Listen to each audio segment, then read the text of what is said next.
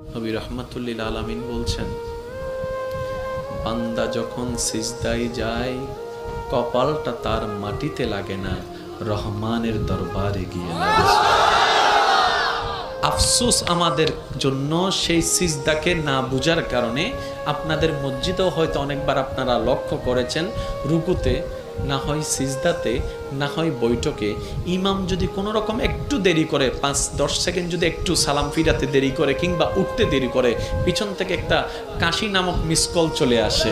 কাশি নামক মিসকল চলে আসে, ও ভাই তুই কাশলি কেন, তোর কি জক্কা হয়েছে? বলে যে না, ঠান্ডা লেগেছে। না তো কাশলি কেন? বলে যে হুজুরকে একটু সিগন্যাল দিলাম। কিসের সিগন্যাল? বলে যে আমার 3 তাসবিহ শেষ হয়েছে। হুজুর আপনারটা শেষ হলে আপনি এবার তুলতে পারেন, আপনি এবার মাথাটা তুলতে পারেন, আপনি এবার মাথাটা তুলতে পারেন। হুজুর আমার তাশাহুদ শেষ হয়েছে, দরুদ শেষ হয়েছে, আপনার শেষ হলে আপনি এবার সালামটা ফিরাতে পারেন। কিরে ভাই, নামাজ তো মওলার সামনে দাঁড়ানোর একটা সুবর্ণ সুযোগের নাম, নামাজ তো গুনাহ মাফের একটা জারিয়ার নাম, নামাজ তো রবের রহমত পাওয়ার একটা জারিয়ার নাম। এখানে এসে তুই তাড়াতাড়ি করছিস কেন? বলে যে আফসোস, আমি নামাজটা জেনেছি, বুঝার মতো বুঝতে পারিনি। জেনেছে তারা শুধু সপ্তাহে জুমার দিন যায়, আজকে যেমন গিয়েছে 2 রাকাতের জন্য।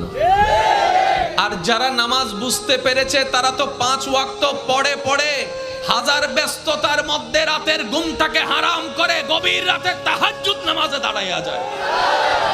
কাউকে টেনে মসজিদে আনা যায় না। ওরা হচ্ছে জান্নেওয়ালা, আমার মতো আপনার মতো। আর যারা নামাজকে বুঝতে পেরেছে, নামাজের স্বাদ বুঝতে পেরেছে, নামাজের মজা বুঝতে পেরেছে, রুকুর মজা বুঝতে পেরেছে, সিজদার প্রশান্তি বুঝতে পেরেছে, তাদেরকে টেনে সিজদা থেকে তোলাও যায় না। সেজন্য এখন আপনারাই সিদ্ধান্ত নেন, কি জানার তলে থেকে ঝগড়া করবেন নাকি বুঝার তলে থেকে মওলার সাথে প্রেম করবেন। আপনাদের ব্যাপার, এটা আপনাদের ব্যাপার, আপনাদের ব্যাপার, যার যার ব্যাপার। সব একটা কথা বলি, আল্লাহ আমাদেরকে দুনিয়াতে যতটুকু বিশা দান করেছেন, অর্ধেক হায়াত শেষ, বাকি আছে আমাদের অল্প একটু। ভাইয়া একটু বাকি আছে, আমারও আপনারও, আমাদের সবার। মরার সময়